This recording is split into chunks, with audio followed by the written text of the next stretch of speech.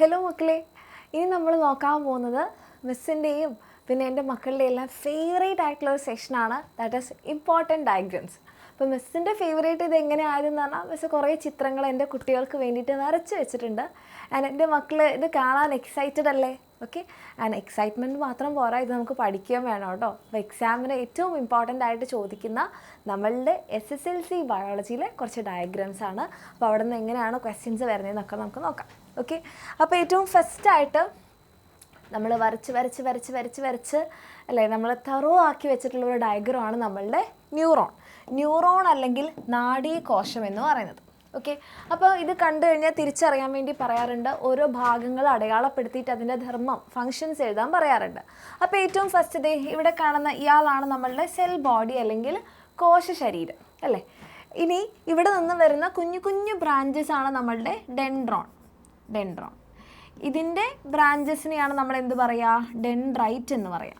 ഡെൻഡ്രോണിൻ്റെ branches ആണ് dendrite. അപ്പോൾ ഡെൻഡ്രൈറ്റിൻ്റെ function എന്താണ്, തൊട്ടടുത്ത ന്യൂറോണിൽ നിന്ന് impulses receive impulses from എഡ്ജസൻ neuron. Dendron അതെന്ത് ചെയ്യുന്നു, സെൽ ബോഡിയിലേക്ക് എത്തിക്കുന്നു. സെൽ ബോഡിയിൽ നിന്ന് ഈ ഇമ്പൾസസിനെ പുറത്തേക്ക് കൊണ്ടുപോകുന്ന ആളാണ് നമ്മളുടെ ആക്സോൺ. ലോങ്ങസ്റ്റ് ഫിലമെൻ്റ് ആണല്ലേ, നീളം കൂടിയ തന്തുവാണ്.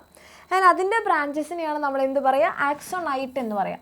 ആക്സോണൈറ്റ് അതിനെ എവിടെ എത്തിക്കും, നമ്മളുടെ സിനാപ്റ്റിക് നോബിൽ എത്തിക്കും.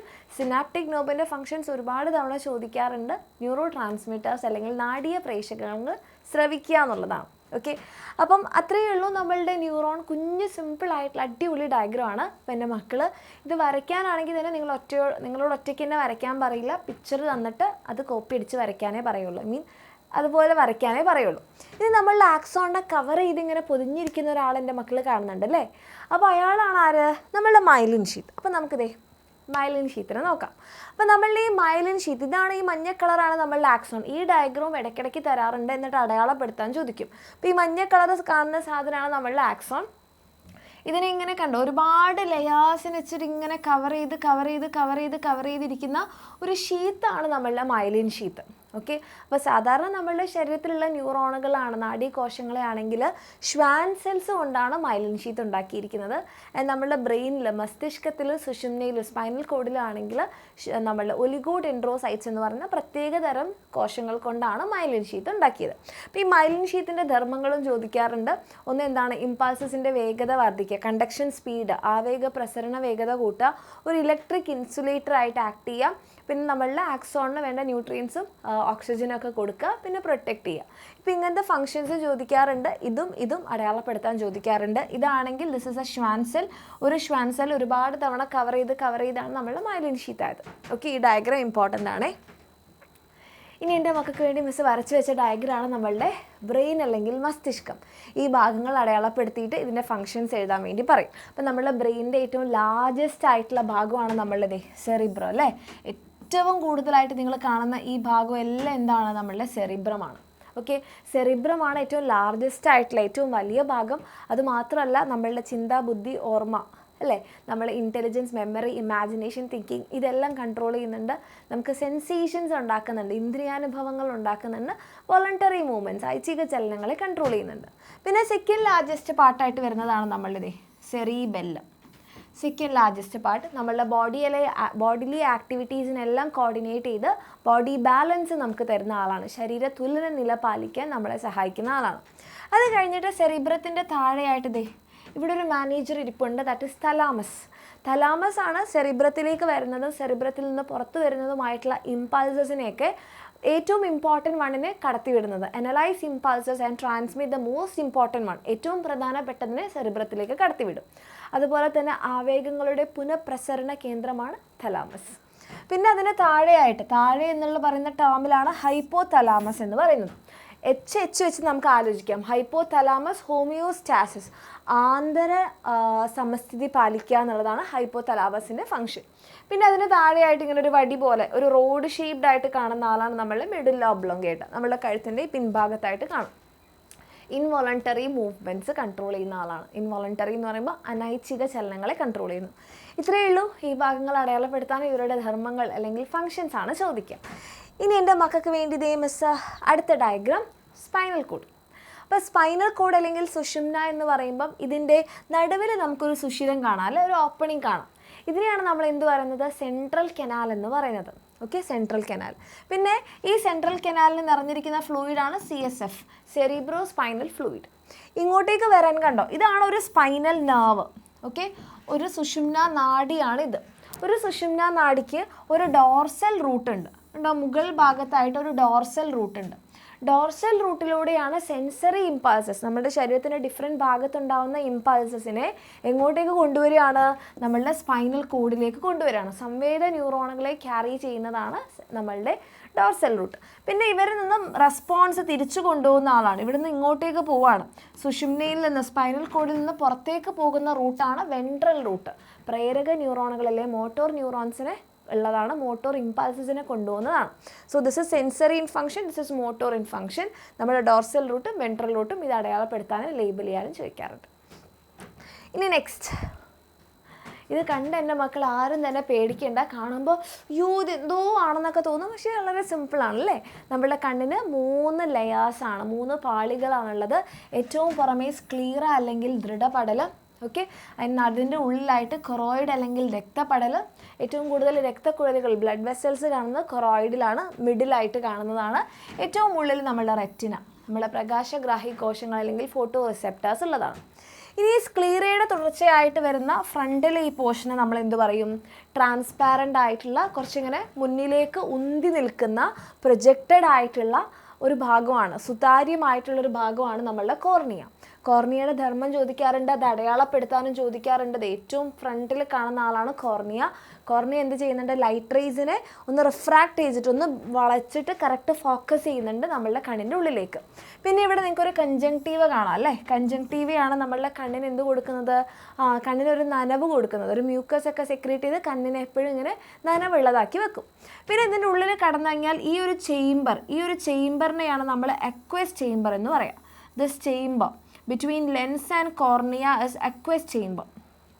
aqueous ചേംബറിനുള്ളിലുള്ള ദ്രവമാണ് aqueous ഫ്ലൂയിഡ് അല്ലെങ്കിൽ aqueous ദ്രവം. കണ്ണിലുള്ള കലകൾക്ക് പോഷകങ്ങളും ഓക്സിജനും ഒക്കെ കൊടുക്കുക എന്നുള്ളതാണ്.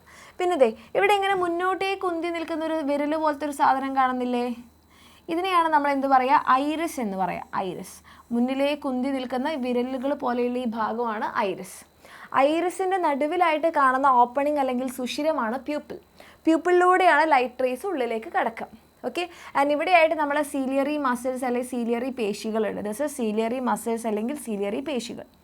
അതിൽ നിന്ന് വരുന്ന സ്നായുക്കൾ അല്ലെങ്കിൽ ലിഗമെൻറ്റ്സ് ഉണ്ട്. ആ സ്നായുക്കൾ അല്ലെങ്കിൽ ലിഗമെൻറ്റ്സ് ആണ് ലെൻസിനെ കറക്റ്റ് പൊസിഷനിൽ ഇങ്ങനെ പിടിച്ചു നിർത്തുന്നത്. നമ്മൾ ലെൻസ് എന്ന് പറഞ്ഞിട്ടുണ്ടെങ്കിൽ സുതാര്യമായിട്ടുള്ള, ട്രാൻസ്പാരൻ്റ് ആയിട്ടുള്ള, ഇലാസ്റ്റിക് ആയിട്ടുള്ള കോൺവെക്സ് ലെൻസ് ആണ്. ഓക്കെ, നമ്മൾ ലൈറ്റ് റേസിനെ കറക്റ്റ് റെറ്റിനയിലേക്ക് ഫോക്കസ് ചെയ്യാൻ ഇത് ഹെൽപ്പ് ചെയ്യാറുണ്ട്. ഓക്കെ, ഇനി നമ്മളുടെ വിട്രിയസ് ചേംബറിൻ്റെ ഉള്ളിൽ വിട്രിയസ് ദ്രവമുണ്ട്, വിട്രിയസ് ഫ്ലൂയിഡ് ഉണ്ട്. കണ്ണിൻ്റെ ഷേപ്പ് നിലനിർത്താൻ, മെയിൻറ്റെയിൻ ചെയ്യുക എന്നുള്ളതാണ് ഇവരുടെ ഫംഗ്ഷൻ. പിന്നെ നമ്മളുടെ റെറ്റിനയിലാണ് പ്രകാശഗ്രാഹി കോശങ്ങളല്ലേ ഫോട്ടോ റിസെപ്റ്റേഴ്സ് ഉള്ളത്. അപ്പോൾ അതിലിവിടെ എൻ്റെ മക്കൾക്ക് കാണാം, ഇവിടെ ഒരു കുഞ്ഞു കുഴി പോലത്തെ സ്ഥലം അല്ലേ? നമ്മളുടെ ഈ ഒരു ഒപ്റ്റിക് നെർവിന് കുറച്ച് മുകളിലായിട്ട് ഇവിടെ ഒരു കുഞ്ഞു കുഴി പോലത്തെ ഒരു സ്പോട്ട്, അതാണ് യെല്ലോ സ്പോട്ട് അല്ലെങ്കിൽ പീതബിന്ദു. ഏറ്റവും കൂടുതൽ ഫോട്ടോ റിസെപ്റ്റേഴ്സ് ഉള്ള സ്ഥലമാണ് നമ്മളുടെ ഈ പീതബിന്ദു. പിന്നെ അതിന് താഴെയായിട്ട് നമ്മളുടെ ഒപ്റ്റിക് നെർവ് തുടങ്ങുന്ന ഈ സ്ഥലം. ഒപ്റ്റിക് നെർവിൻ്റെ ഫംഗ്ഷൻ എന്താ? ഇമ്പൾസസിനെ നമ്മളുടെ സെറിബ്രത്തിൽ എത്തിക്കുക. അത് തുടങ്ങുന്ന സ്ഥലമാണ് ബ്ലൈൻഡ് സ്പോട്ട്, അന്ധബിന്ദു. അവിടെ ഒരു ഫോട്ടോ റിസെപ്റ്റേഴ്സും ഇല്ലാത്തതുകൊണ്ട് തന്നെ അവിടെ ഇമേജ് ഫോം ചെയ്താൽ നമുക്ക് കാണാൻ പറ്റില്ല. ഇത്രയേ ഉള്ളൂ നമ്മളുടെ കണ്ണ്. ഭാഗങ്ങൾ അടയാളപ്പെടുത്താനും ഫങ്ഷൻസും ചോദിക്കും. ഇനി അടുത്ത ആളാണ് നമ്മളുടെ പ്രകാശഗ്രാഹി കോശങ്ങൾ. ഇത് തിരിച്ചറിഞ്ഞിട്ട് ഇവരുടെ ധർമ്മം എന്താണ്, ഇവരിലുള്ള പിഗ്മെൻറ്റ്, വർണ്ണകം ഏതാണ് എന്നൊക്കെ ചോദിക്കാറുണ്ട്. അപ്പോൾ ഇങ്ങനെ കണ്ട മക്കളെ, റോഡ് ഷേപ്പിൽ കാണുന്ന ആളാണ് നമ്മളുടെ റോഡ് സെൽ. ഈ ഒരു ടിപ്പ് നോക്കിയാൽ മതി. ആൻഡ് ഇവിടെ കോൺ ഷേപ്പിൽ കാണുന്ന ആളാണ് നമ്മളുടെ കോൺ സെൽ. അപ്പോൾ ഈ റോഡ് സെല്ലാണോ കോൺ സെല്ലാണോ എന്ന് എങ്ങനെ തിരിച്ചറിയാം? അവരുടെ ആ ഒരു ടിപ്പ് നോക്കിയാൽ മതി. റോഡ് സെല്ലിലാണെങ്കിൽ റൊഡോപ്സിൻ, RR. റോഡ് സെല്ലാണെങ്കിൽ റൊഡോപ്സിൻ.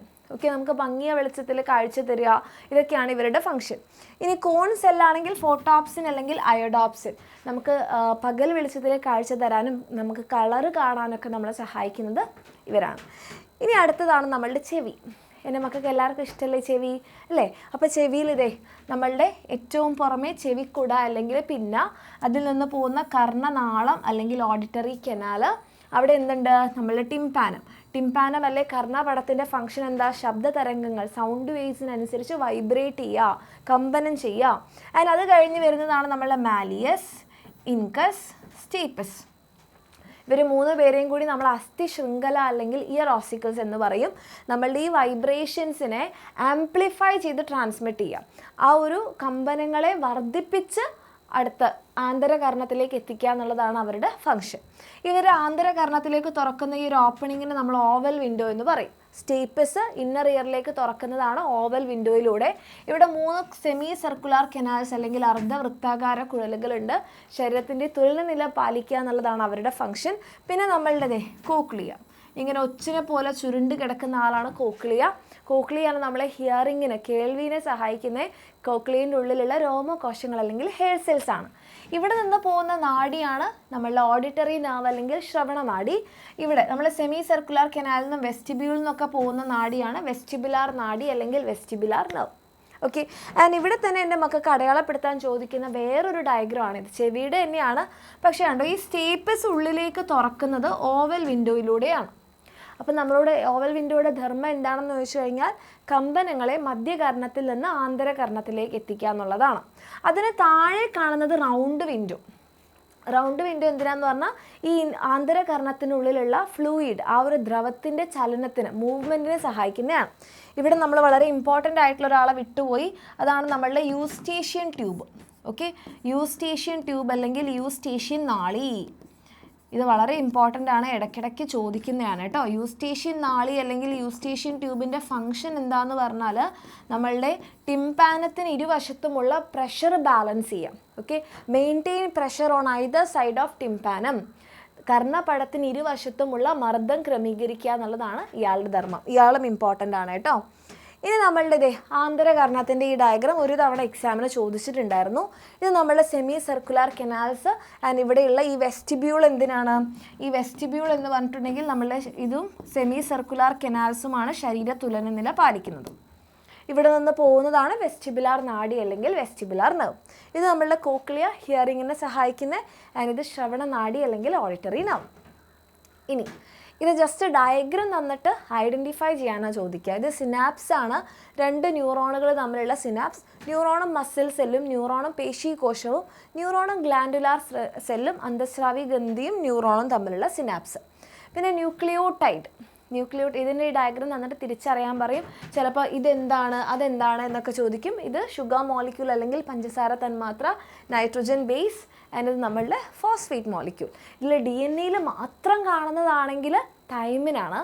ഓക്കെ, RNA മാത്രം കാണുന്നതാണെങ്കിൽ യുറാസിലാണ്. ഇനി നമ്മളുടെ ലാസ്റ്റ് ഡയഗ്രം, ഇത് നമ്മളുടെ ഇതിലെയാണ് പ്രോട്ടീൻ നിർമ്മാണം, പ്രോട്ടീൻ സിന്തസിസ് അല്ലെങ്കിൽ ആക്ഷൻ ഓഫ് ജീൻസിൽ ചോദിക്കുന്നതാണ്. അപ്പോൾ ഇതിൽ ഏതൊക്കെയാണ് അടയാളപ്പെടുത്തിയിട്ട് അവരുടെ ധർമ്മങ്ങളും ചോദിക്കാറുണ്ട്. അപ്പോൾ ഇത് ചോദിച്ചു കഴിഞ്ഞാൽ ഇത് നമ്മളുടെ mRNA ആണല്ലേ, നമ്മളുടെ DNA മെസ്സേജ് കോപ്പി ചെയ്ത് കൊണ്ടുവരിക എന്നുള്ളതാണ് mRNAയുടെ ധർമ്മം. ഇത് പുറത്തേക്ക് കടക്കുന്നു. ഇത് ഫ്ലോ ചാർട്ടായിട്ടും ചോദിക്കുന്നതാണ് കേട്ടോ. ഇവരുടെ ഫംഗ്ഷൻസ് ഇത് 1, 2, 3, 4 എന്ന് പറഞ്ഞാൽ ഫ്ലോ ചാർട്ടായിട്ടും എഴുതാൻ പറയാറുണ്ട്. സോ ഫസ്റ്റ് എന്താണ്? DNA-യിൽ നിന്ന് മെസ്സേജ് mRNA-യിലേക്ക് കോപ്പി ചെയ്യുന്നു. mRNA ന്യൂക്ലിയസിന് പുറത്തെത്തുന്നു. mRNA റൈബോസോമുമായിട്ട് ബൈൻഡ് ചെയ്യുന്നു. എന്നിട്ട് എന്ത് ചെയ്യും? tRNA വേണ്ട അമിനോ ആസിഡുകളെ കൊണ്ടുവരുന്നു, പ്രോട്ടീൻ നിർമ്മിക്കുന്നു. അപ്പോൾ ഇതും ഫ്ലോ ചാർട്ടായിട്ടും ചോദിക്കാറുണ്ട്. അതേപോലെ തന്നെ ഇത് എന്താണെന്ന് ചോദിക്കാറുണ്ട്. ഇത് mRNA, ഇത് റൈബോസോം, ഇത് പ്രോട്ടീൻ ഉണ്ടാവുകയാണ്. ഇത് അമിനോ ആസിഡുകളെ കൊണ്ടുവരുന്ന tRNA, ട്രാൻസ്ഫർ RNA. ഓരോ സ്റ്റേജസും അടയാളപ്പെടുത്തിയിട്ടും ചോദിക്കാറുണ്ട്. ആൻഡ് ഇത് ഫ്ലോ ചാർട്ടായിട്ടും ചോദിക്കാറുണ്ട്. ഇത്രയും ഡയഗ്രാംസ് ആണ് എൻ്റെ മക്കൾ എന്തായാലും നമ്മൾ SSLC ബയോളജിയിൽ 8 ചാപ്റ്റേഴ്സിൽ നോക്കിയിരിക്കേണ്ടത്. ഓക്കെ, അപ്പോൾ എൻ്റെ മക്കൾക്ക് എല്ലാവർക്കും ഇത് മനസ്സിലായി, ക്ലിയറായി, യൂസ്ഫുൾ ആയി എന്നുണ്ടെങ്കിൽ കമൻറ്റ് സെക്ഷനിൽ മെസ്സേജ് അറിയിക്കുക കേട്ടോ. ഓക്കെ, അപ്പോൾ താങ്ക് യു മക്കളെ. നമുക്കിനി നെക്സ്റ്റ് വീഡിയോയിൽ കാണാം.